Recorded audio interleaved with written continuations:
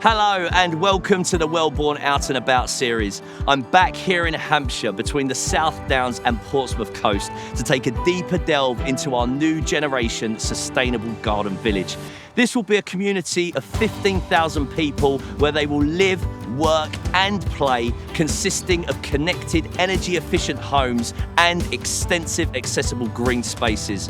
And as part of this series, I'm going to be talking to some of our house builders, partners and the Welborne team who are now on site bringing this vision into reality. And for this episode, I'm just up the road from the Welborne site at the Hoads Reservoir to take a look at the specifics of our innovative water source heat pump system. And I'm joined by Welborne's Technical Director, Paul Stewart, here today. Paul, thanks for joining us. Hello again, James. Now tell us about this innovative system that's going to serve the Welborne community. Well, as you said, this is a water source system, and it doesn't look like it because we stood on a field. Very solid ground, in fact. Underneath here, there's a lot of water. This water is going to be taken in large pipes across this field here to a heat exchanger, where it'll then be delivered into our site, into every home in the development. We'll have a heat pump in every house, a water source heat pump, which operates in much the same way as your fridge or your freezer in your home.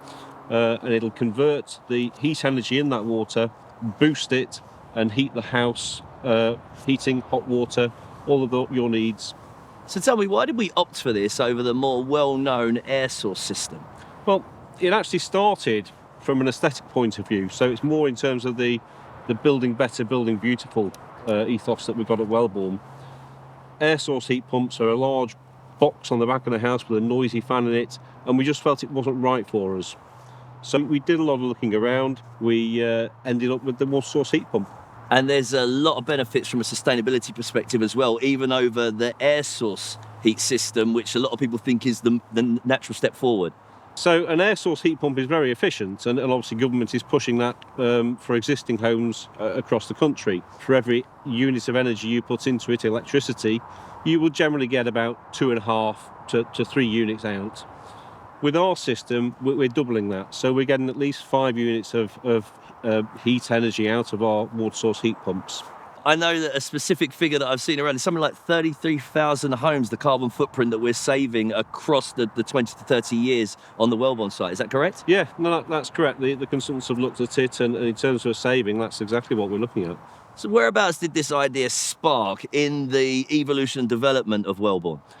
Well, way back in before I started on the Welborne project, the Welborne plan was instigated by Ferrum Borough Council, which guides how we develop Welborne. This included a requirement for us to look at sustainable technologies. So we did a heat network study.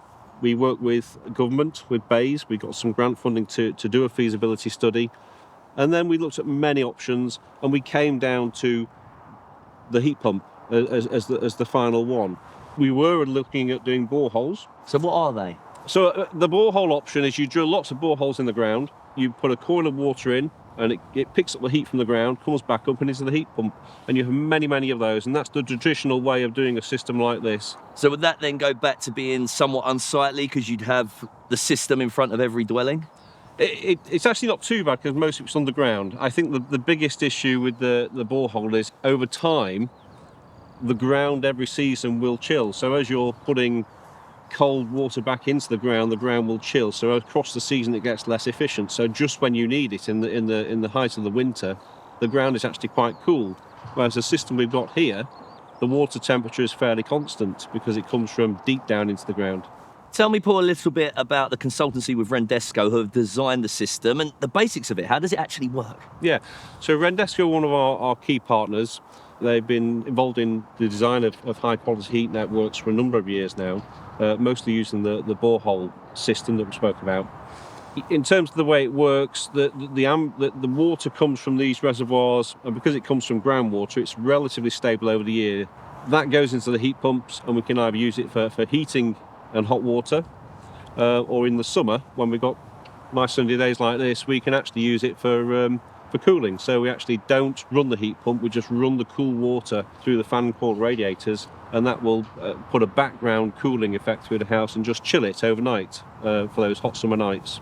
I've got to ask a question though, Paul. Is this brilliant system going to add up for people's household bills? So we worked really hard with Rendesco to try and keep this at a cost equivalent to the air source heat pumps that you would get in any home.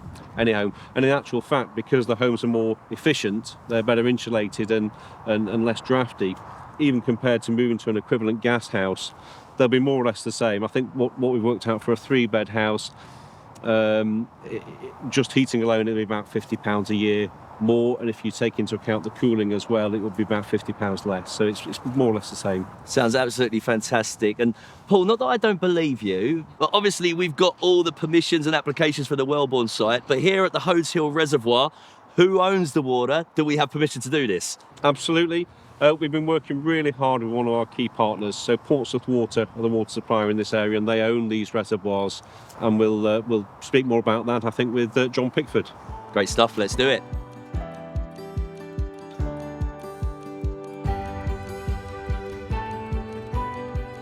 John, thank you for taking the time to speak with us. Of course, Portsmouth Water are a key partner with regards to this water source heat system. So tell us a little bit about the organisation. Thank you, Jay. So we're incorporated in 1857, one of the oldest water companies in the country.